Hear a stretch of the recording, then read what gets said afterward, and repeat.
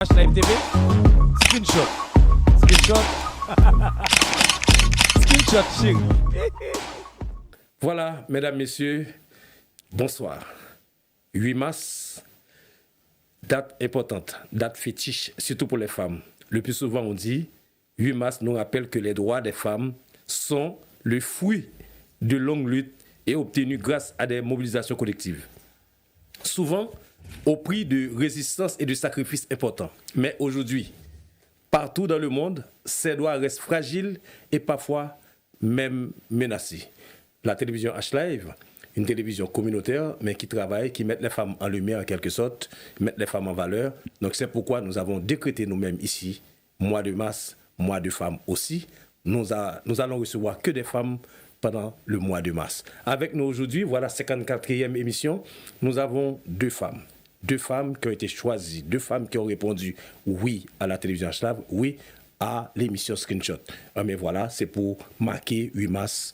Donc nous avons avec nous Madame Jessie Claude. Jessie Claude, qui est-elle?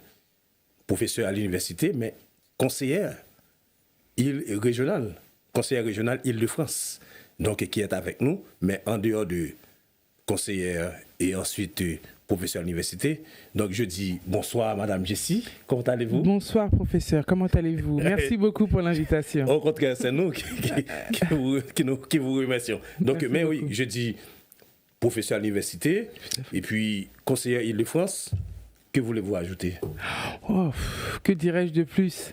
Également conseillère municipale à Fresnes. Voilà. Et puis tout un tas d'autres choses que je fais, mais je vais laisser ma collègue et ma co-invitée se présenter parce que sinon ce serait bien trop long. Voilà, et donc nous avons ensuite une autre femme. Oui, une militante associative. Membre de la PAFA, membre de Comité Agency, membre de ci, membre de ça, etc. Entrepreneur, mais en même temps, juriste, droit social. Donc, Marie-Michel Legrand, bonsoir et bienvenue. Bonsoir professeur, bonsoir tout le monde. Merci pour l'invitation. Oui, mais en dehors de tout ça, qu'est-ce que vous voulez ajouter en plus? Vous faites pas mal de choses de la communauté. Oh, Non, je ne veux pas la modestie là. Non, mais en plus de ça, je le suis réellement. Donc non, c'est juste qu'il faut, il faut intervenir. Il faut intervenir dans le chantier de la communauté. Elle est à organiser. Il faut être là en fait. Et vous êtes voilà, toujours là. C'est ça qui est important, vous êtes toujours là. Surtout quand les femmes ont un souci, oui. Etc., vous répondez toujours présente, etc. Donc, mais de là, la première question, bon, je ne sais pas, donc 8 mars, qu'est-ce que cela vous inspire, mesdames? Qu'est-ce que vous voulez dire? 8 mars, c'est une date importante pour vous, étant femme, vous êtes d'accord avec ça? Jessie, ça vous dit quelque chose? Alors, moi, quand j'entends le 8 mars, ce que je vois surtout, c'est tout le travail qui reste à accomplir. C'est surtout ça, parce qu'à partir du moment où on célèbre, eh ben, on se dit, ok, on célèbre, mais on a encore du pain sur la planche. Donc moi, c'est ce que ça m'évoque, du moins, tout ce qui nous reste à faire et à accomplir. Et vous, Marie-Michel? En fait, je suis toujours très choquée quand j'entends le mot célébration ou fête ou des fleurs, on offre des fleurs aux femmes. Ce n'est pas la fête de la femme, ce n'est pas la fête des mères. C'est une journée de lutte, c'est une journée où il faut aller... cette journée sera une fête le jour où cette journée n'existera plus et qu'on aura accompli et qu'on sera arrivé à l'égalité qu'il faut, quoi, en fait. Wow, là, ça sera une fête. Mais pour l'instant, on y est encore loin et si on regarde bien, il nous reste encore 200 ans. Vous pensez que ce jour-là va s'éclipser, va s'effacer un jour? Je pense qu'il faut pas qu'il s'éclipse. Je pense qu'on devrait être comptable du bilan annuel, c'est-à-dire chaque année dire mais quelles sont les priorités qu'on estime être pour cette année-là pour le droit des femmes et l'année d'après faire le bilan. Les avons-nous atteints ou pas? C'est un peu comme les COP. On a des enjeux écologiques et environnementaux et puis à échéance, on fait le bilan, on regarde sur ce qu'on avait défini, qu'est-ce qu'on a réellement accompli. Donc, je rejoins tout à fait ma collègue parce que ce sujet de dire tant qu'on célèbre, c'est qu'on a un problème et quand on ne commémorera ou on ne célébrera plus, c'est qu'on n'aura plus besoin de le faire. Et bien, je pense qu'il faut faire le bilan. Ça tombe bien. Maintenant, on va commencer par ce bilan-là, bilan des droits des femmes dans le monde. Donc, si aujourd'hui, au moment où nous parlons, nous voulons quand même établir ou bien faire un bilan de la problématique des droits des femmes, vous direz quoi? Alors, il y a un rapport que ONU Femmes a publié hier, on peut le trouver sur le site de ONU Femmes, et qui reprend en fait ces éléments en disant, mais sur toute je dirais une globalité mondiale, quels sont encore les axes d'amélioration, de travail, quelles sont les problématiques prioritaires que les femmes rencontrent. Et en fait, ce rapport met en avant la conclusion alarmante qu'il n'existe aucun pays dans le monde dans lequel les droits des femmes sont à juste, je dirais, égalité avec les hommes. Dans chaque pays du monde, d'un point de vue juridique, il y a encore du travail à faire. Chaque pays a un problème différent par rapport aux autres. Exactement. Et du coup, ce rapport-là met en lumière, en exergue beaucoup de problématiques, le travail qu'il y a à accomplir. Et je pense qu'il est assez intéressant, il est très détaillé. Mais le vrai sujet, c'est que il montre que peu importe le pays dans lequel on est, peu importe le niveau de développement, de PIB par habitant, tous ces indicateurs-là de développement, il y a toujours des problématiques égalitaires dans aujourd'hui les mesures qui sont faites pour l'égalité homme-femme. Donc ce n'est pas que le développement, c'est aussi une question de mentalité, peu importe où on se situe dans l'hémisphère du globe. Est-ce que le problème là, c'est pour ça depuis à l'éducation, c'est l'éducation? Pourquoi? D'après vous, tous les pays dans le monde ont un souci, ces questions, problème égalitaire entre hommes-femmes. Hommes-femmes. Est-ce que c'est la société elle est matriarcale? Si. La société, elle est pas matriarcale. Pas patriarcale. On est encore patriarcale. loin Patriarcale, je voulais dire. Oui, patriarcale, mais système sociétal. J'en doute un peu. Donc, je sais pas. J'essaie de comprendre. Il faut savoir que cette journée-là, elle est mise et tous les ans, il y a un thème. Et il y a 2 ans, c'était le leadership de la femme. Et cette année, c'est le droit à justice et action pour toutes les femmes et les jeunes filles. Et ensuite, on fait le bilan pour savoir les avancées. Et aujourd'hui, d'après l'ONU, 64% des droits juridiques des femmes sont bafoués. En fait, on en est encore très loin. Et pour atteindre la même justice, il faudrait encore d'après l'ONU, 236 ans pour arriver à cet équilibre. On est en retard de 236 ans. En tout cas, dans le droit. Dans le droit. Et de la justice, voilà. Il faut savoir que 11% des femmes meurent encore sur les de violence. Donc, l'équilibre, elle est encore... J'irai plus loin, chers collègues, parce que cette idée-là même du patriarcat ou de la place que les femmes prennent dans la société, je pense qu'elle se voit également dans les actes de gouvernance. Je crois que moins de 11% des pays de la planète sont dirigés par des femmes. Et à partir du moment où on voit que dans les instances décisionnaires, les femmes ne sont pas assez représentées, il y a un vrai sujet d'implication, de représentativité, mais surtout de ces enjeux-là d'égalité. Si les femmes ne sont pas aujourd'hui à des postes décisionnels, elles auront plus de mal à faire porter les problématiques des femmes dans ces enjeux-là. Et j'en veux pour preuve le fait que là, on est en pleine campagne municipale. Il y a un décret qui était passé sur le fait qu'il était obligatoire d'avoir le même nombre d'hommes et de femmes dans une liste. La parité. La parité. Et que beaucoup aujourd'hui de listes municipales, et notamment dans des petits villages ou dans des petits hameaux, n'arrivent pas à avoir le quota de femmes nécessaire.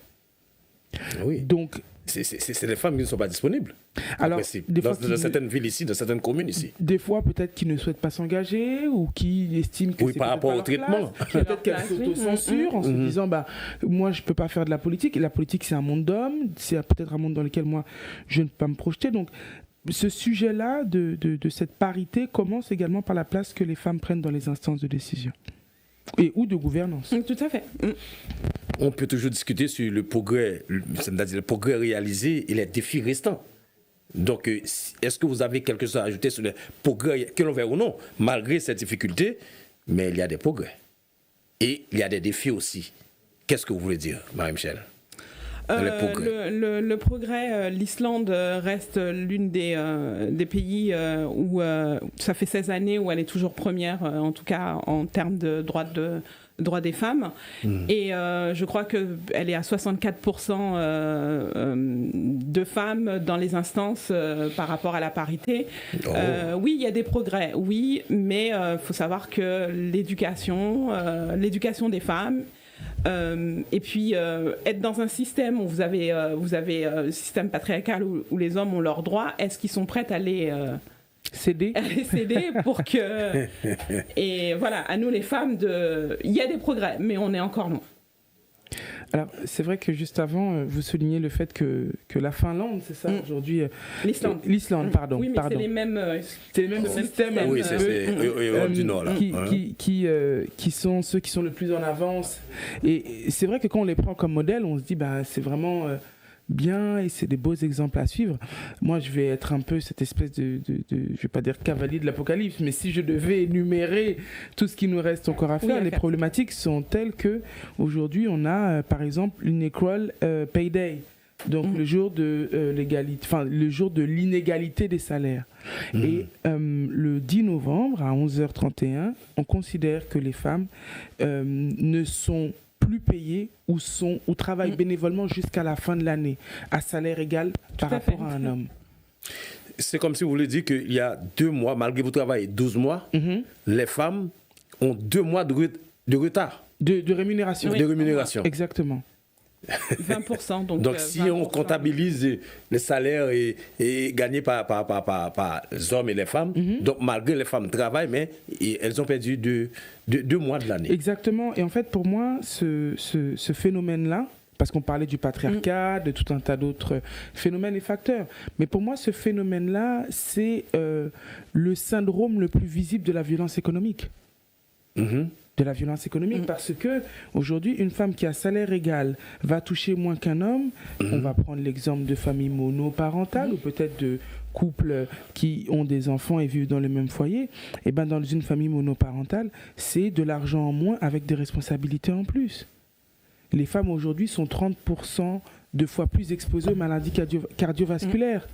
Pourquoi ? Parce que elles sont dans des postures de soutien, dans des postures des fois de difficultés financières qui favorisent aujourd'hui les comorbidités, potentiellement du diabète, de l'hypertension et tout un tas d'autres, difficultés qui font que la violence économique vient animer toute cette spirale de difficultés.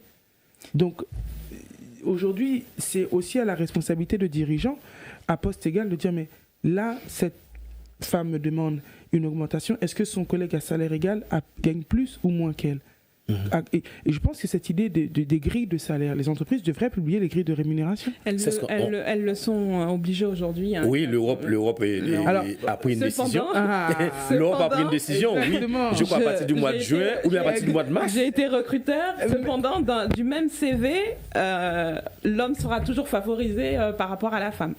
Pour les rémunérations plus élevées ? Non, même dans le cadre du recrutement. Donc le CV de la femme a potentiel égal, du moins de formation égale, l'homme sera toujours favorisé par rapport à la femme, par rapport au nom. Mais vous pensez, et normalement... ensuite, même quand les femmes, elles commencent au même salaire, parce que moi je l'ai vécu, même quand on débute au même salaire, à partir du moment où les congés maternité entrent en jeu, vous perdez vous commencez à dégringoler en rémunération, en évolution aussi. Je me souviens même d'avoir été dans j'ai travaillé dans un très très grand groupe français, si ce n'est pas le premier, où j'avais écrit déjà sur l'égalité homme-femme et la parité, etc. Et je crois même pas 3 semaines après où j'annonçais mon congé maternité, et j'ai reçu un mail de mon responsable, de mon N+2, qui me disait merci pour l'abandon. Waouh. Par mail, quoi. Par mail, et c'est là qu'on se dit, mais waouh. Vous avez été choqué, je pense. Ah oui, j'étais choquée. Ma réponse aussi était très choquante, mais... Ah ouais. Mais bravo, parce que il y a un documentaire très intéressant qui était paru sur Arte qui s'appelait Dieu créa l'homme et l'homme créa la secrétaire. Ok. Et j'ai trouvé ce titre-là très intéressant parce que quand on regarde ce documentaire, en fait, il explique que la principale progression des hommes dans le monde du travail, et notamment peut-être des fois c'est 30% de plus de rémunération, d'évolution de carrière à période égale, est due au fait que toute cette partie de la charge mentale et ou de la gestion du foyer, ils ne l'ont pas. Oui. Ça veut dire que lui, quand il va avoir un enfant, il se dit pas, ah ben, mon patron va, enfin, le Tout à fait. SMS que vous avez reçu, je pense pas que le collègue, non, lui, tout à fait. Ouais. il va pas Il va dire que sa recevoir. femme est en pleine ceinture. Voilà. Donc, Et on va pas lui dire, ah ben, peut-être on va lui donner une prime de bien sûr, parce que le pauvre, il va avoir un enfant, il faut qu'on l'aide. Il faut qu'on l'aide, Complètement. il aura des bouches à nourrir. Alors que la femme, c'est pris comme quelque chose, comme un abandon. Et je regardais une vidéo dernièrement sur les réseaux sociaux d'une jeune femme qui parlait d'une vidéo qu'elle a vue qui était très intéressante, où un jeune garçon disait, mais regardez, moi, aujourd'hui, j'ai tant de chiffres d'affaires, en tant d'années, j'ai monté mon restaurant, j'ai tel business, j'ai 4 enfants, j'ai ça, comment vous pensez que j'ai fait? Et la fille dit, mais tu es une femme.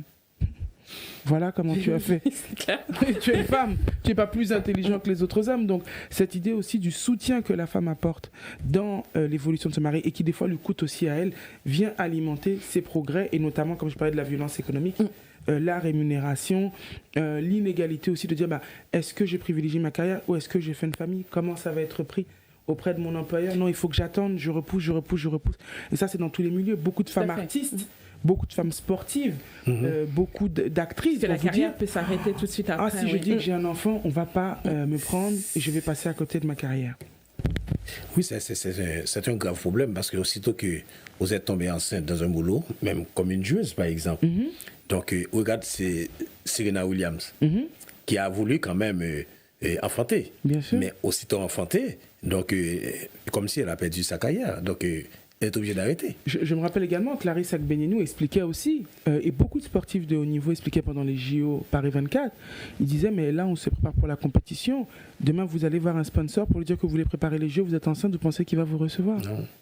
Donc c'est vraiment, pour moi ce sujet-là, quand on parlait des progrès à réaliser, c'est aussi la mentalité, c'est-à-dire que on parle en France qu'il y a des problèmes de natalité, le président vient nous expliquer qu'il faut faire un réarmement démographique, donc tout le monde lui a rayonné. Mais si aujourd'hui, en tant que femme, avoir un enfant, ça veut dire perdre sa carrière, quelque chose pour lequel beaucoup de femmes travaillent toute leur vie, sans compter les études supérieures, tout ce que des fois on se refuse à soi-même pour réussir, en disant est-ce que vraiment je vais pouvoir passer ce cap-là? Donc, dans les progrès réalisés, si je ne parlais que de l'Unequal Pay Day, parce que c'était vraiment la première référence, qui ont eu le syndrome de cette violence économique, il faut aujourd'hui être conscient de ce que ça implique et ce que ça coûte aux femmes d'avoir des enfants et des familles dans nos sociétés. En vous écoutant, mais on va essayer maintenant d'inverser le truc parce que si vous êtes patron d'un grand groupe, bien je ne sais pas, d'une entreprise, donc sur 10, vous avez 6 ou 7 femmes. Alors il y a 4 ou 5 qui sont tombées enceintes.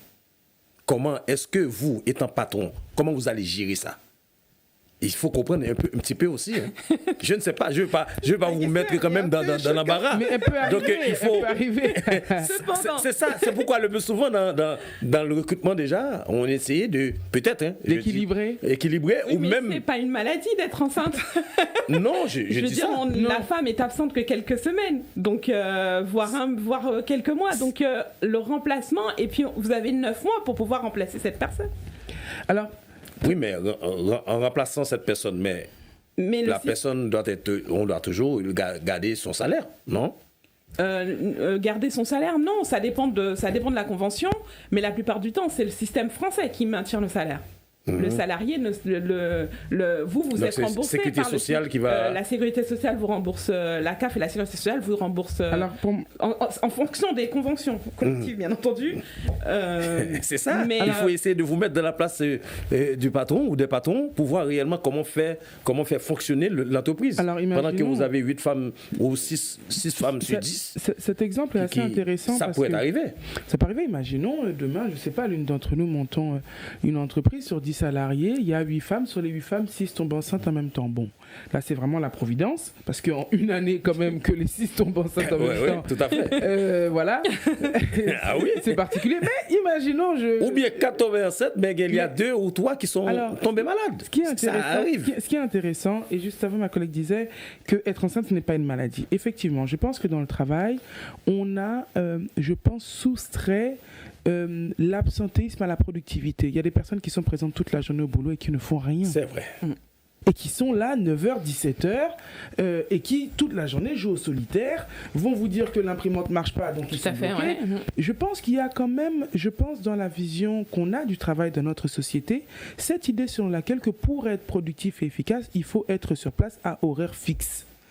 Moi, ça m'ennuie un peu parce que j'ai vu des personnes, et moi-même, pour avoir été comme ça dans les différents métiers que j'ai pu faire, ne comptant pas mes heures, je ne réduisais pas ma productivité à mon taux de présence au bureau et à ma plage horaire.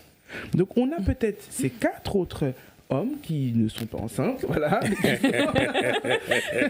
et qui sont présents, mais leur présence n'est pas un gage de productivité. Attention. Oui, on n'est jamais basé sur ça. Donc, on a besoin de la présence de la personne. Peut-être, comme vous dites... Ces 4 femmes-là, demain, elles viennent vous voir. Demain, elles vont vous dire, si déjà il y a un lien de confiance et qu'elles ne sentent pas que cette situation de grossesse est problématique, elles viendront vers vous, vous le partagez aisément. Moi, des fois, j'ai des étudiantes à moi qui viennent me partager des situations de leur vie d'une intimité telle qu'elles me disent, Madame Claude, on sait que quand on vous dit les choses, vous comprenez. Voilà ce qui se passe, voilà ce qui m'arrive. J'ai des étudiantes qui se marient, des étudiantes qui divorcent, d'autres qui ont des enfants. Mais j'essaie toujours de leur montrer que, déjà, si la situation qu'elles vivent est difficile pour elles, je ne veux pas qu'avec moi, ce soit un problème supplémentaire. Donc, si déjà, on est un patron qui fait des blagues en disant, dis donc, cette année, on vient d'avoir un nouveau client, il n'y a personne qui a intérêt à faire un gosse cette année. Oui, de toute façon, c'est interdit de toute manière. Il peut le penser, mais il ne peut pas le dire. Mais je pense qu'il y a beaucoup de choses qui sont interdites que certaines personnes s'autorisent. Mais je rends à ma collègue juriste, son titre et sa réflexion. Mais pour dire que c'est déjà aussi une approche. Il y en a 4, et on s'organise. Comment on fait? Est-ce que, très honnêtement, vous avez une personne qui vous dit qu'elle est enceinte, vous lui dites, écoutez, là pour le recrutement, c'est un peu short. Est-ce que tu aurais une personne à me recommander? Comment on peut faire pour pouvoir aménager? Même si elles sont 8 enceintes en même temps, elles vont pas prendre leur congé maternité en même temps. Donc, on ne sait jamais. Pourquoi on ne sait jamais? On est toujours dans... Là, on n'est pas dans l'absolu, mais on essaie de voir, parce qu'on ne sait jamais, parce que c'est Noël. Tout le monde a fêté pendant Noël, et puis tout le monde est tombé enceinte à Noël. Exactement. Mais il faut s'attendre. D'ici septembre, octobre, donc normalement, et tout le monde va... Dans l'entreprise, tout le monde va avoir des enfants. Mais c'est pendant la Noël. Déjà, un bon recruteur ne prendra pas 8 jeunes à même âge. Il y aura différents âges. Au moins des seniors. En tout cas. Mais c'est une problématique, mais je pense que tout est une question d'approche, professeur. Tout à fait. C'est une question d'approche. Mais on est toujours dans la lignée du 8 mars, donc je dois allaiter mes téléspectateurs, c'est toujours à l'occasion du 8 mars, donc la télévision H-Live tient quand même à mettre toujours les femmes en valeur, donc c'est pourquoi nous réalisons cette émission aujourd'hui. Donc nous avons 2 invités, c'est Madame Jessie Claude qui est avec nous, qui est professeure en même temps, mais conseillère régionale Île-de-France. Donc ainsi que Madame Marie-Michel Legrand, juriste, qui est avec nous. Donc, mesdames, est-ce que encore on peut, si on pose la question, quels sont les droits des femmes qui sont bafoués encore dans le monde? Est-ce que vous avez une idée dans vos recherches ou bien le truc? Donc, il y a des droits qui sont bafoués encore? Bien sûr. Alors, est-ce que ma collègue juriste veut peut-être... Vas-y. En tout cas, la toute première, celle qui devient même une arme, c'est l'éducation des jeunes filles. Donc, il faut savoir que dans 130 pays, il y a encore l'éducation. Il y a des femmes qu'on marie. Il y a 680 millions de femmes mariées avant de leurs 18 ans. Donc, les études derrière, c'est compliqué. Donc, les systèmes durs savent très bien que l'éducation permet de l'émancipation. Donc, toute première chose, c'est l'éducation. C'est l'éducation qui est...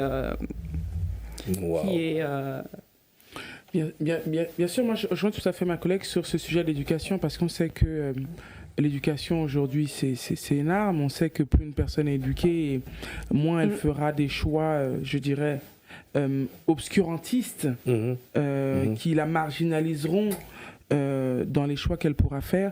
Après, il est vrai qu'aujourd'hui il y a une telle violence à l'égard des femmes. Moi je pense notamment à l'excision.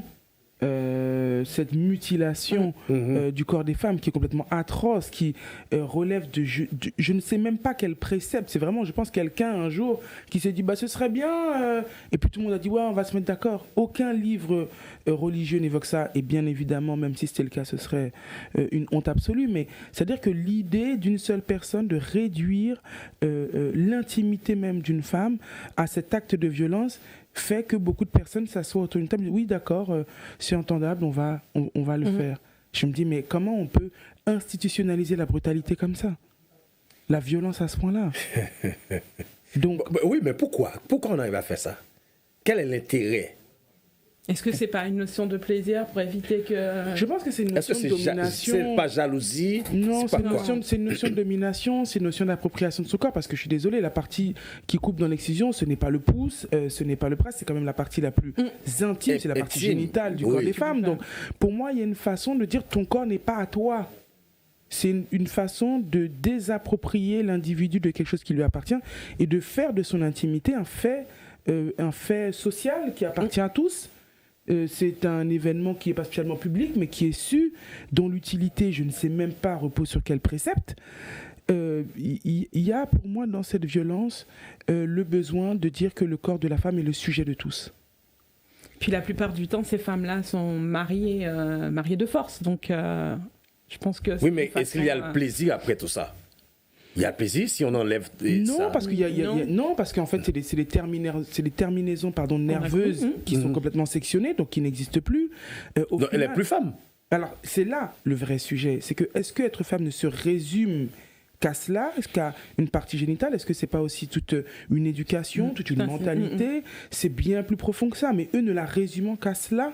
Ils réduisent la femme à cela, alors que être femme, c'est un tout. Il y a différentes formes de féminité. Et pour moi, ça... Oui, c'est dès le départ, on te dit ton corps t'appartient plus. Quoi. Exactement. Donc, quand on parle de droit bafoué, moi, le jour où ce sera interdit dans tous les pays du monde, je me dirais qu'il y a déjà un pas quand même qui est fait, parce que pour moi, c'est, je pense, après les agressions ou avant les agressions, chacun le mettra où il le veut. Mais ça fait vraiment partie de ces armes de guerre, de destruction, où aujourd'hui, on cherche uniquement à mettre à mal les femmes et leur corps. Je ne vois pas d'autre objectif que celui-ci. Sur ce point-là, je profite également pour saluer Christine Holzbauer et Gay. Je crois qu'elle sera avec nous jeudi prochain pour évoquer ce thème-là, donc la mutilation génitale des femmes, donc dans la question des droits des femmes là, c'est elle qui sera l'invitée semaine prochaine avec et Kéline Morisseau qui seront là avec nous jeudi prochain sur ce plateau-là. Donc vous qui regardez cette émission, je vous invite encore à brancher H-Live et jeudi prochain parce que pour parler de la mutilation des génitales des femmes, parce que c'est très important dans le monde. Donc mesdames, par rapport à tout ça, d'après vous, quels sont les pays qui ont fait plus de progrès en matière des droits des femmes?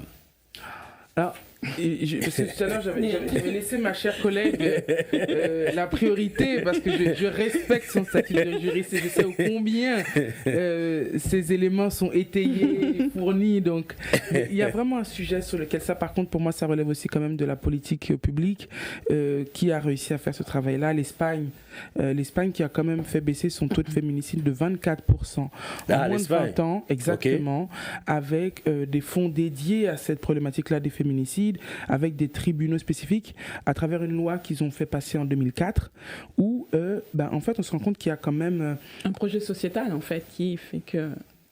C'est si bien dit, merci collègue. Un projet sociétal de mettre en priorité nationale cette problématique. Aujourd'hui, un homme qui peut-être commet un féminicide, si en ouvrant la télé, en allumant la télé, il a vu qu'un autre homme a commis un féminicide, qu'il a pris 7 ans de prison et qu'il s'est tenu correctement, donc il a 2 ans de remise de peine et qu'il sort au bout de 5 ans, il se dit j'en ai 30, à 35 ans je serai encore beau, même si je fais une erreur, à 40 ans je suis dehors. S'il n'y a pas des peines exemplaires pour dire vous avez détruit toute une 25 famille. ans minimum. Bien sûr, des fois, vous entendez des enfants qui racontent des histoires. Mon père a assassiné ma maman. Comment un enfant vit avec ça toute sa vie? Donc, c'est pas juste la problématique d'un homme et d'une femme qui ont ces différences. C'est une problématique sociétale de si une personne ne m'appartient pas ou ne va pas dans le sens dans lequel j'aimerais qu'elle aille, je peux décider de ce que sa vie va devenir. Et ça, j'ai l'impression que ça n'a pas été traité avec toute l'importance nécessaire. Toutes les 11 minutes, une femme meurt sur les coups de son conjoint. De son conjoint ou familial. Exactement. Toutes les 11 minutes. Toutes les 11 minutes, ouais. Donc, une de plus. Moi, je sais qu'il y a des manifestations dans lesquelles les femmes dénombrent le nombre de... Dès que le début d'année commence, on est déjà dans les décombres. Oui, parce que depuis le 1er janvier, j'ai écouté, déjà il y avait 2 femmes qui sont assassinées le 1er janvier, à peine 1h du matin. Il n'y a pas de... toutes les races, il n'y a pas de... toutes les origines confondues, tous les milieux. Donc, pour moi, quand je vois que l'Espagne a fait baisser de 20%... Donc, le problème, il est mondial. Oui, bien sûr. Le problème est mondial. Bien sûr, c'est pas en Asie ou en Afrique, parce qu'on trouve ça partout. Bien Pas sûr, tout le problème bien de la sûr. problématique des femmes, ça se pose. Vous savez, je pense, alors là, je vais peut-être me faire avocat du diable, tant pis, mais je le dis quand J'assume. même.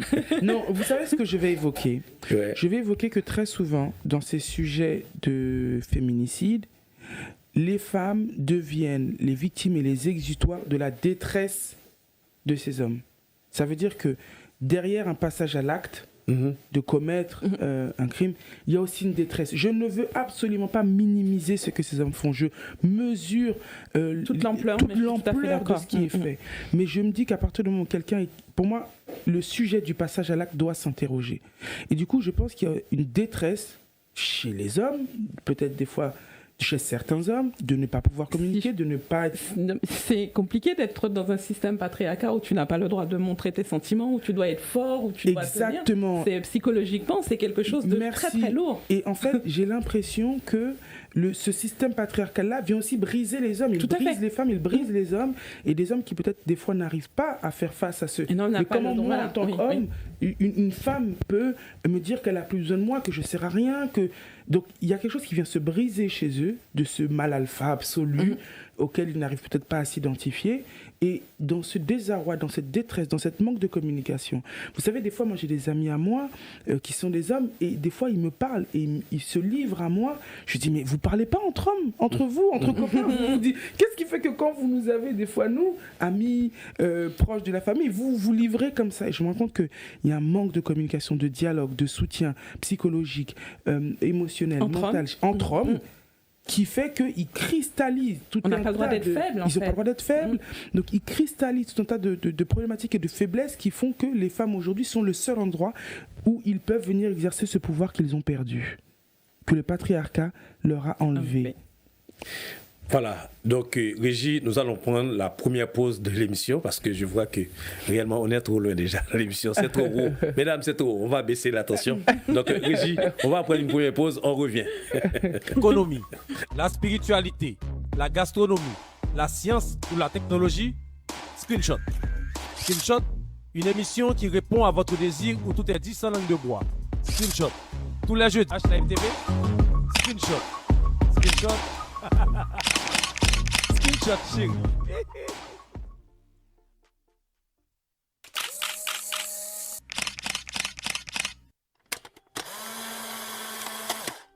Vous qui aimez l'histoire, l'art, la littérature, la culture, le droit, la politique, l'économie, la spiritualité, la gastronomie, la science ou la technologie, Screenshot.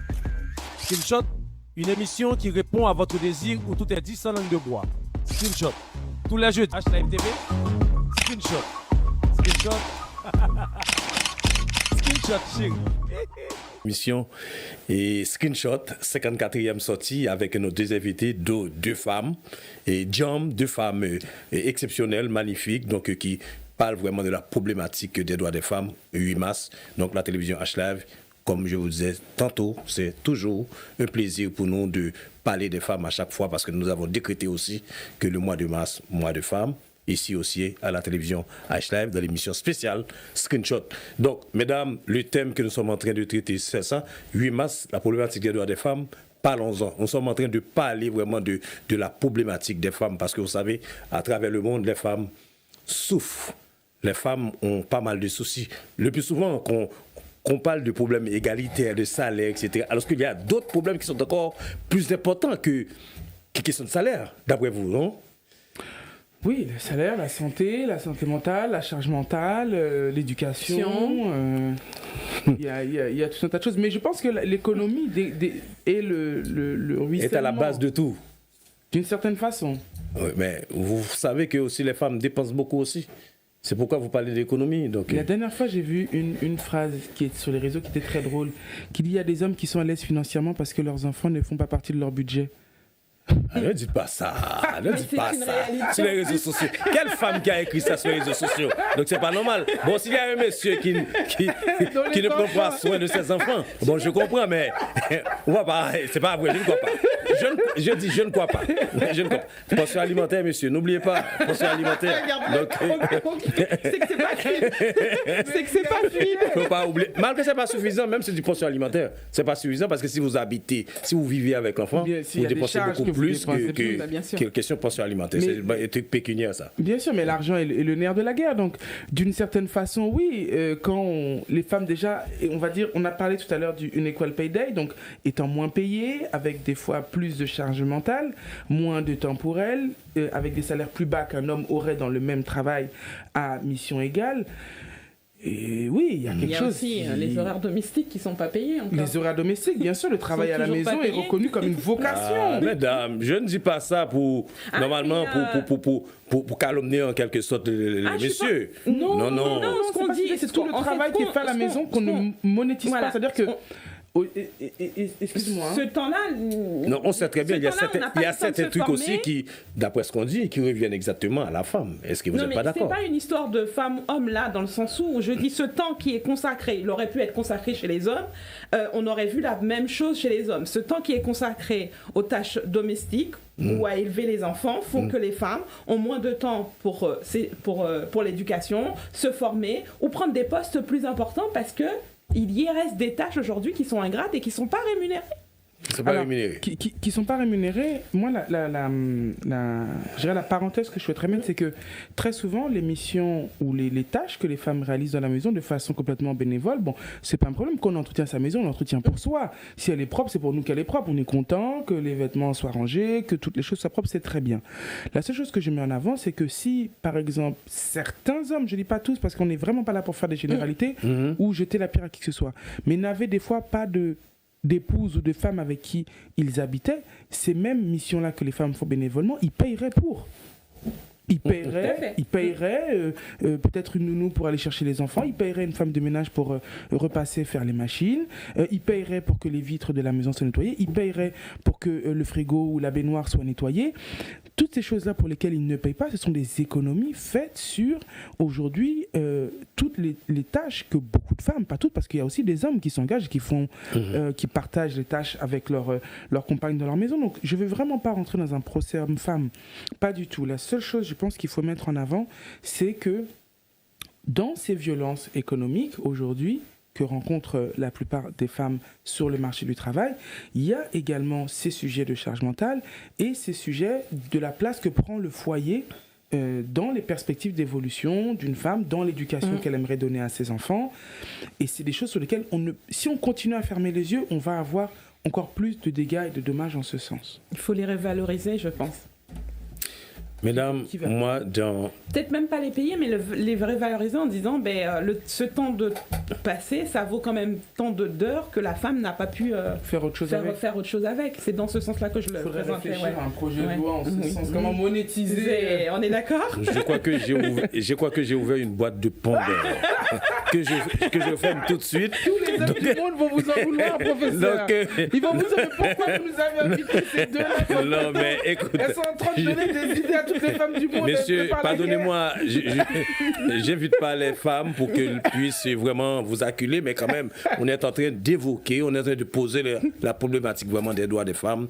Et partout, hein, c'est pas qu'à la maison, au travail, dans la rue, dans les événements, etc. Donc, depuis souvent, on a toujours un petit truc négatif par rapport aux femmes, mais ce mois-ci est dédié même à toutes les femmes, donc on est obligé de parler, d'évoquer tous ces problèmes. Mais rappelez-vous, mesdames, le 8 mars 1857, un long cortège de femmes misérablement vêtues envahit les rues de New York. Pour faire quoi? Pour réclamer, elles aussi, la journée de 10 heures, et ensuite pour des salaires égaux. Depuis 1857, 8 mars a été une date réellement pour les femmes commencent à revendiquer. Mais voilà, donc là, et on voit encore le 8 mars 1917, ça c'est encore tête chargée. Hein? Donc on voit là, qu'est-ce qui s'est passé 1917, l'ONU, 1917, c'est le premier mouvement des femmes. après cette marche-là, le 8 mars 1857, mais 8 mars 1917, bon, c'est la révolution des bolcheviks, mais en même temps, le 8 mars 1977, c'est à ce moment-là que l'ONU a décrété 8 mars, journée internationale des droits des femmes. Donc c'est en 1977, donc première journée officielle déclarée par l'ONU, mais parce qu'on avait demandé, l'ONU avait demandé à tous les pays de trouver une date ou bien de décréter une journée au profit des femmes, mais après, tout le monde se souvient du 1857, après on se rappelle en 1917, donc c'est pourquoi l'ONU a fait tout ça. Mais qu'est-ce que je voudrais dire en même temps, pendant que je fais ce rappel-là, est-ce que pour vous-même, est-ce qu'il y a un nom, vous pouvez citer, je ne sais pas, le ou les noms des femmes qui vous a marqué en quelque sorte, ou bien qui se battent encore pour leurs droits, d'après vous? Est-ce que vous remarquez, peut-être en Haïti, peut-être ici, peut-être aux États-Unis, il y a une femme, un nom des femmes que vous pouvez citer parmi toutes ces femmes qui luttent pour ces droits, non? Ça vous dit quelque chose? En tant que bon haïtien et femme noire, puisque en tant que femme, on se prend double casquette, femme et puis femme et noire. Donc on va parler de Haïti. Okay. Donc on va citer les noms de nos héroïnes à nous. Sans elles, on ne serait pas là aujourd'hui. Moi, je vais en citer une qui me tient à cœur. C'est Sanil Belair.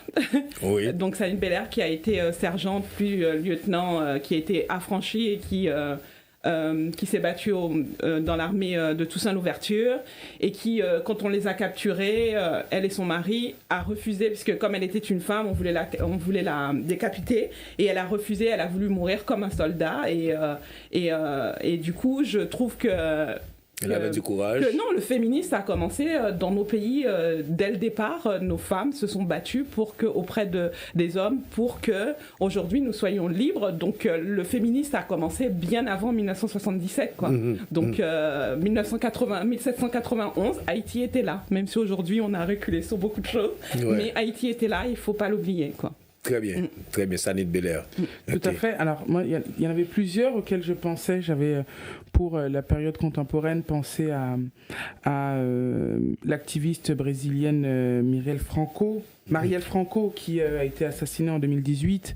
C'est récent, ça. Exactement, qui était une militante brésilienne noire. Et ça fait mal de voir que lorsque les femmes noires arrivent à certains niveaux de militantisme, en étant très exposées, en arrivant à fédérer, le triste sort, c'est que derrière, il faut qu'elles se taisent en étant abattues.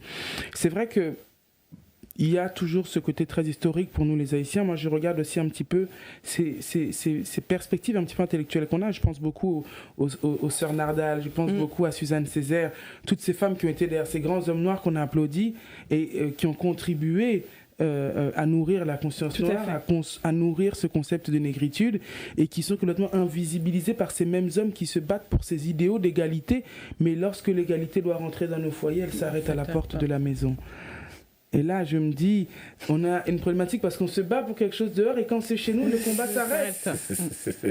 Je suis embêté. J'aurais aimé que le combat continue jusqu'à toutes les pièces de la maison, mais je ne veux pas faire une critique pour ces grands hommes. Pas toutes les pièces. Il faut laisser au même quelques-unes. Ou bien une pièce. Ou bien une pièce, peut-être si à ce moment-là, les messieurs pourraient même se réfugier de cette pièce-là. Comme il n'a pas le droit d'être pleuré dans la maison, il ne peut pas pleurer, il va pleurer dans la cuisine. Parce qu'on peut partir à la cuisine derrière. Donc, au moins, même en mangeant, le monsieur va être fatigué quand même par des paroles, par des trucs, etc. Mais c'est toujours important de réaliser une telle émission comme ça. Donc, je crois que c'est pas que le mois de mars, mais quand même pendant toute l'année. Et parce que parce que quand vous venez d'évoquer que c'est à travers le monde, donc presque chaque 11 minutes, il y a une femme qui subit de certaines choses. Donc, est-ce que c'est vivable? Est-ce que c'est acceptable pour ça, alors que peut-être que c'est deux personnes qui acceptent de vivre ensemble. Donc c'est ça le bas blesse. Si c'est dans la rue, un truc s'est fait malgré, c'est pas pardonnable, mais deux personnes qui vivent ensemble et puis sont aimées et qui s'aiment d'ailleurs, et puis malgré tout ça s'est produit. Donc je me demande, tout de suite ça me vient à l'idée pour dire que la question, comment pouvez-vous encourager les hommes à soutenir les droits des femmes. Ça, c'est un autre problème. Comment arriver à, à encourager les hommes à soutenir les droits des femmes? Parce que vous savez, il y a certains hommes qui sont réfractaires. Question égalité, question femmes, etc. Oui. Il ne faut pas parler de ça. Mais comment arriver quand même à encourager ces hommes-là? Vaste question. Pour moi, il y a un sujet d'égoïsme ou d'empathie parce que aujourd'hui, je pense que beaucoup d'hommes oublient que la première femme de leur vie, ça a très souvent été leur maman, leur mère. Donc, au bout d'un moment, est-ce qu'ils aimeraient que, je dirais, les enfants qu'ils aiment voient leur mère être maltraitée parce qu'ils sont dans un sujet d'égoïsme? Pour moi, il y a un vrai sujet de maturité chez les hommes. Beaucoup d'hommes rentrent en relation, ils ne sont même pas prêts à rentrer en relation. Ça veut dire que pour rentrer et faire deux avec quelqu'un, il faut déjà avoir fait un travail sur soi-même. C'est-à-dire quelles sont les raisons qui font que je vais mettre en relation, qu'est-ce que je peux apporter à quelqu'un, est-ce que je suis sain mentalement pour rentrer dans la vie de quelqu'un? C'est pas arriver avec toutes ces névroses, arriver avec ces dépressions chroniques. Non pas que les personnes qui aujourd'hui et potentiellement des pathologies ne peuvent pas se mettre en relation, pas du tout, mais il faut déjà regarder le bagage avec lequel on rentre dans une relation. Et très souvent, les hommes rentrent dans des relations avec tout un tas de névroses, de pathologies, pensant que les femmes vont les sauver. Parce que oui, mais ma mère a supporté, mais moi, je ne suis pas obligé de supporter ta dépression, je ne suis pas obligé de supporter ta bipolarité, je ne suis pas obligé de supporter tout un tas de choses que tu traînes. Et l'une des problématiques, c'est que on parle beaucoup, nous, on parlait juste avant de ça avec ma collègue. Les femmes, on a ces espaces de dialogue, on essaye de communiquer entre nous sur ce qui ne va pas. Et les hommes s'auto-censurent sur la parole, se laissent déborder par leur trop-plein d'émotions, n'extériorisent pas, ne peuvent pas parler avec leurs amis, estiment des fois qu'ils ne peuvent pas parler avec leurs femmes. Et le vrai sujet, c'est que je pense, je pèse mes mots, mais dans une relation, il y a toujours plusieurs responsables, peu importe le pourcentage de responsabilité. Donc que les hommes aussi font face à des souffrances, mais qu'ils n'extériorisent pas, qu'ils ne verbalisent pas, dont ils ne parlent. C'est-à-dire qu'ils perdent des fois leur emploi, ils se sentent complètement abattus, ils n'en parlent pas. Des fois des pertes de confiance en soi physique, enfin j'en sais rien, tout un tas de choses sur lesquelles ils ne créent pas d'espace de dialogue. Et du coup, déjà gérer leur souffrance pour ensuite venir gérer ce que potentiellement vivent les femmes, ça leur est impossible. Complètement impossible. Marie-Michel, il y a le moyen d'encourager les hommes. Ah, c'était la question. Oui, mais c'était très bien de façon comment convaincre les hommes alors que c'est un intérêt commun. Okay. Donc, il a été prouvé que les hommes qui vivent dans des sociétés plus égalitaires où les femmes dirigent ont une espérance de vie plus longue, des taux de suicide plus bas, des relations familiales plus épanouies. Le patriarcat détruit aussi les hommes. Il leur impose des modèles de virilité toxiques qui les empêchent d'exprimer leur vulnérabilité. L'égalité de genre libère tout le monde. Donc, ce droit commun est pour tout le monde, en fait. C'est un droit commun où on doit se battre parce que c'est un fait sociétal qu'il faut se... Il n'y a pas d'homme ou femme. En fait, j'aime beaucoup cette réponse-là parce que quand vous disiez juste avant, l'égalité de genre libère tout le monde. Ça veut dire que en libérant la femme de potentielles obligations liées au patriarcat et à une tradition judéo-chrétienne, l'homme aussi se libère de cette obligation de provider, de mâle alpha, de devoir tout porter. Il est avec une femme qui comprend et voit ses vulnérabilités. Et le soutien, il aime quand même. Donc, on ne peut pas espérer que la femme rentre dans un modèle de femme parfaite et en face de ça, s'étonner si demain elle attend d'avoir ce mâle alpha, ce provider parfait qui, quand il ne répond pas à ses obligations, devient tout d'un coup un homme qui est rabaissé, qui est méprisé. Je pense que l'empathie et la bienveillance qu'on demande, on doit la donner aussi aux autres. Si les hommes aimeraient avoir un peu moins de pression face au patriarcat, au capitalisme, au sujet d'argent dans la société, ils doivent également faire preuve de bienveillance face à tout ce que les femmes vivent.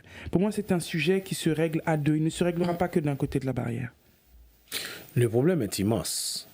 Donc maintenant, je me demande comment... Bon, par exemple, nous vivons en France. Donc en France, est-ce que vous arrivez quand même... à faire une différence en matière de droits des femmes, France par rapport à n'importe quel autre pays?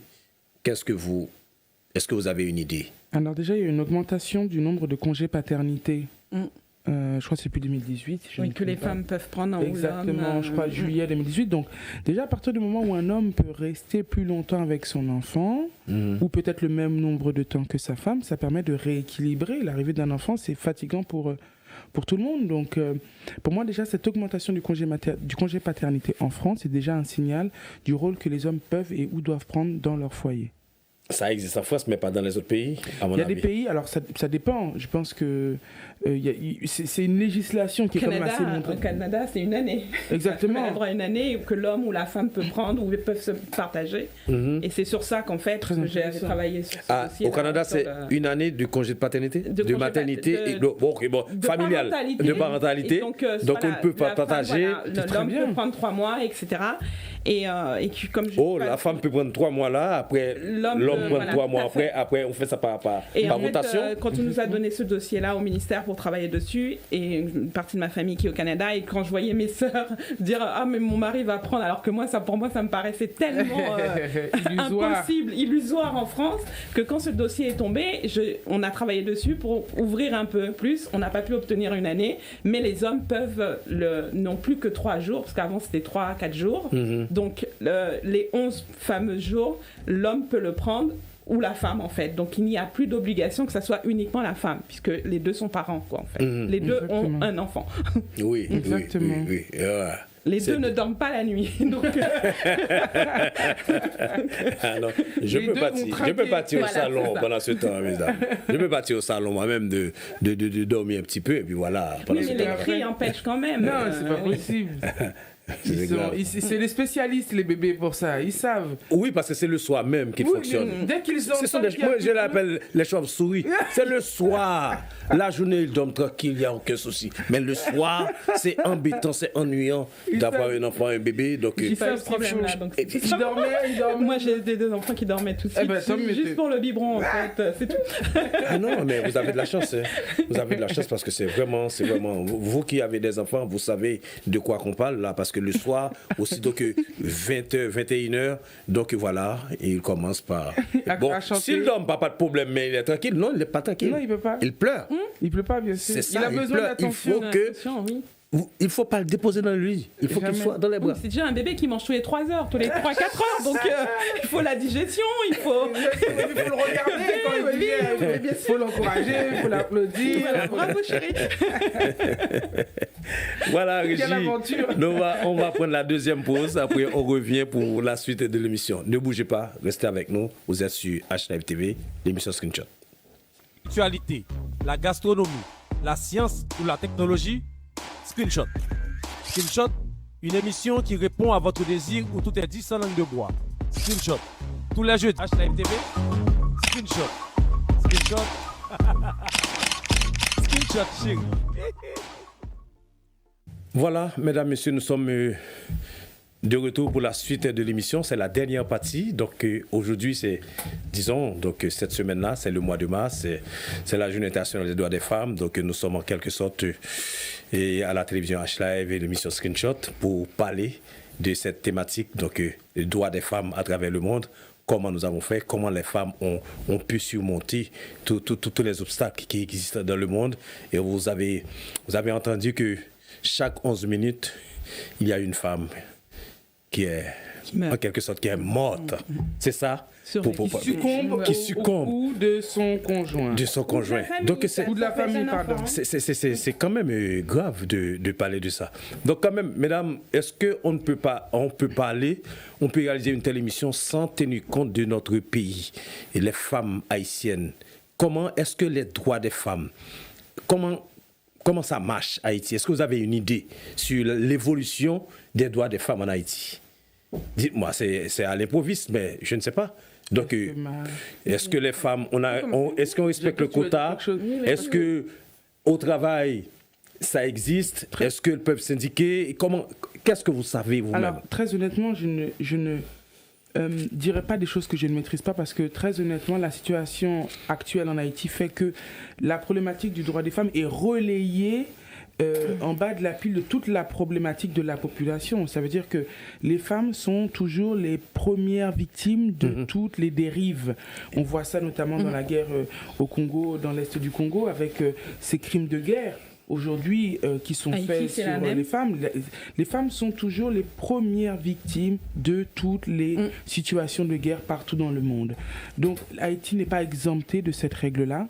Maintenant, le problème est tellement généralisé, les droits humains sont tellement bafoués en Haïti que si on venait pour parler uniquement du droit des femmes, on oublierait le droit des enfants, on oublierait aujourd'hui le droit, je pense même, de nos aînés qui ne sont ni soutenus par l'État. Enfin, on a un tel niveau de défaillance étatique en Haïti qui font qu'on ne sait même pas par quel bout prendre la lorgnette, on ne sait pas par quel bout commencer. Le droit des femmes n'est qu'une des toutes les dérives liées au fait que les droits humains sont complètement bafoués en Haïti pour toutes les strates de la population.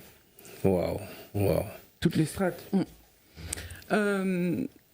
Moi, ce que je retiens, c'est qu'aujourd'hui, parce que je crois que tu as tout dit en grande partie, que Haïti fait zone de problème, zone de guerre, pour ne pas dire de guerre.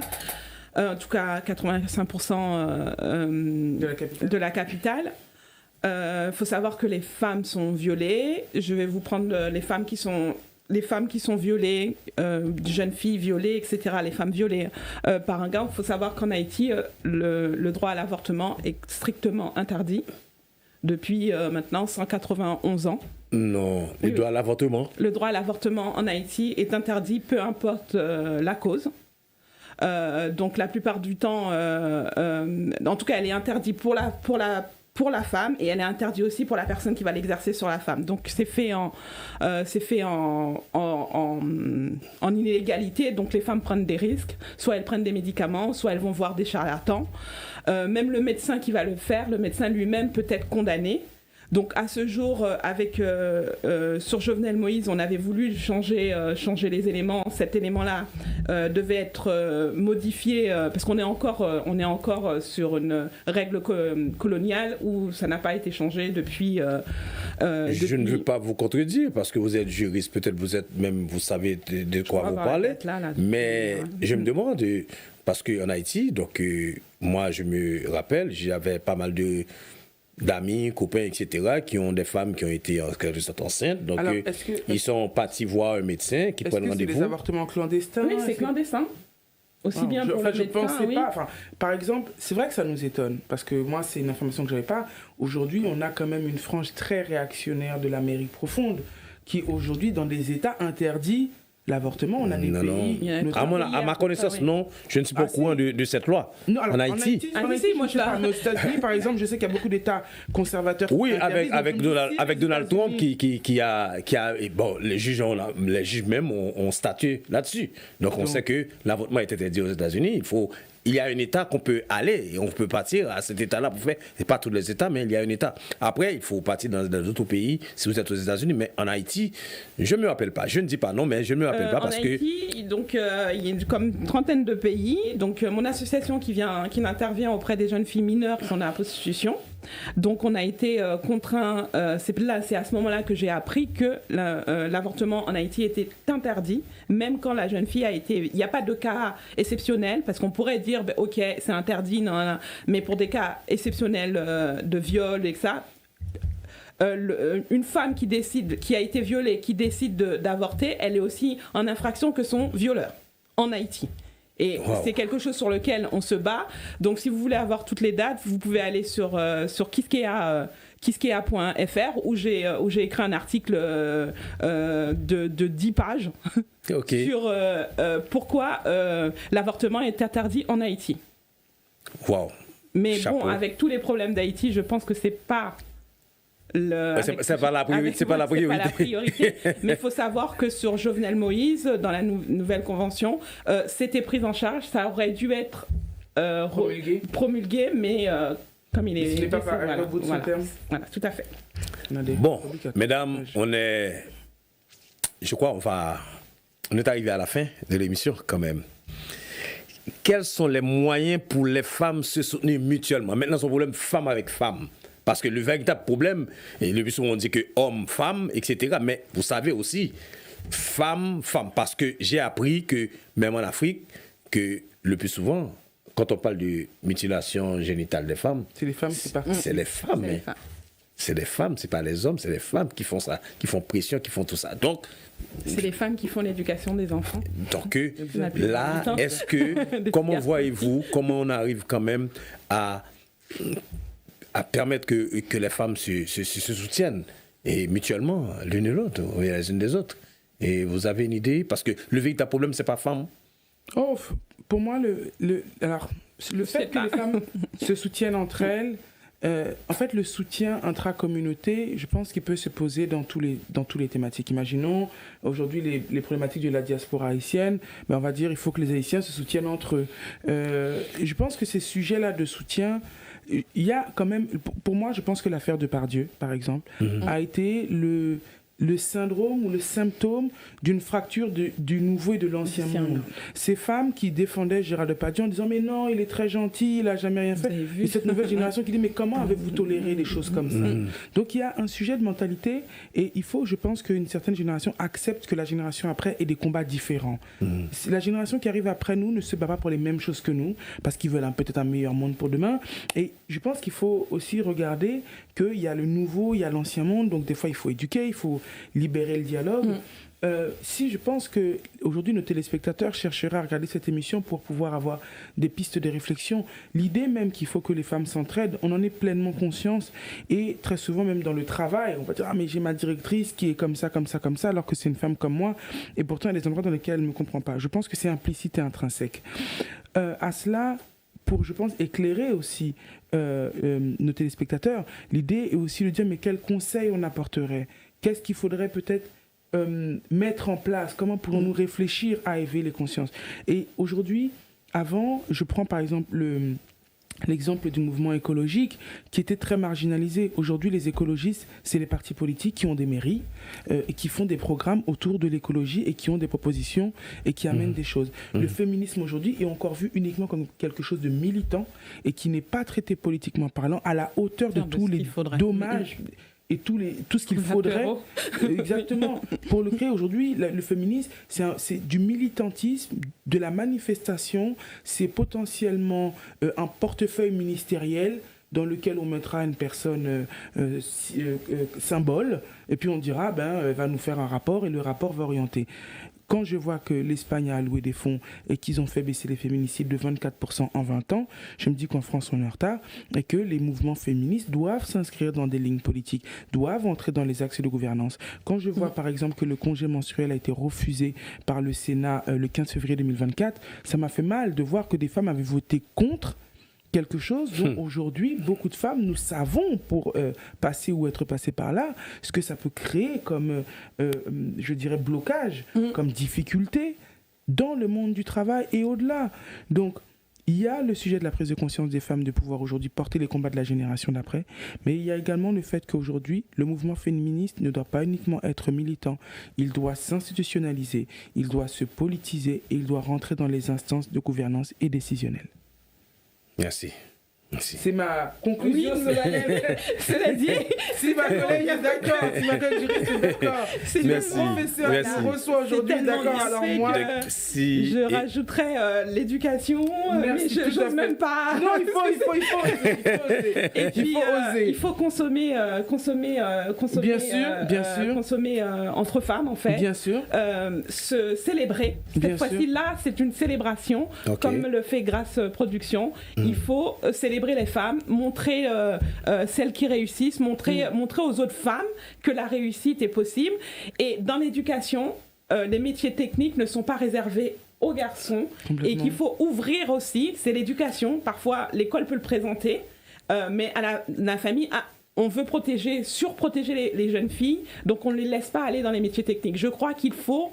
donc tu as tout dit, donc je rajouterais que c'est deux choses, mais voilà, c'était tellement bien dit. Non, il y a toujours à dire, je pense qu'il faut célébrer, et pas hésiter à dénoncer, comme je vous avais dit au début, quand j'ai reçu mon mail, et quand il a reçu son mail, il m'a dit « Tu vas au prud'homme pour moi ?»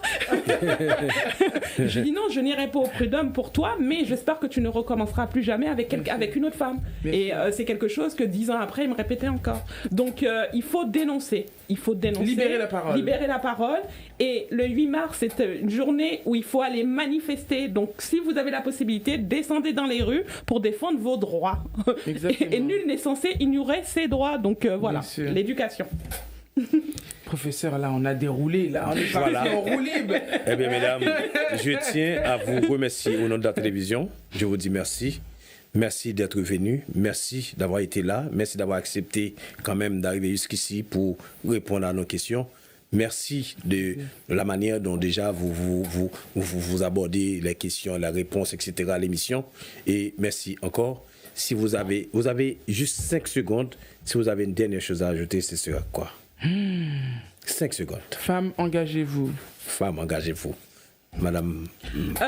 Toni, moi j'ai découvert Toni Morrison quand j'avais 13 ans et qui disait en gros il faut prendre la parole pour ceux qui ne peuvent pas la prendre, donc on doit dénoncer et prendre la parole pour ceux qui peuvent pas le faire, ou dans des pays du tiers-monde comme Haïti actuellement où les femmes ne peuvent pas la prendre. Nous devons prendre la parole pour porter la chose le plus loin.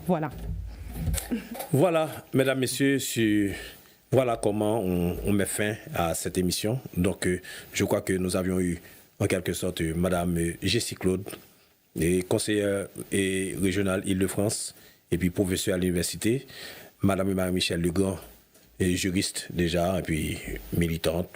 Je ne sais pas si elle est féministe, mais quand même, et vous avez tout compris. Donc, merci.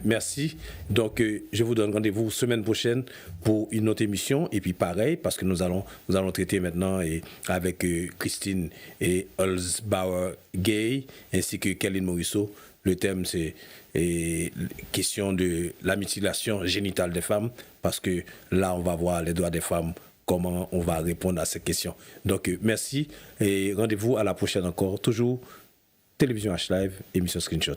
Bonsoir à tout le monde.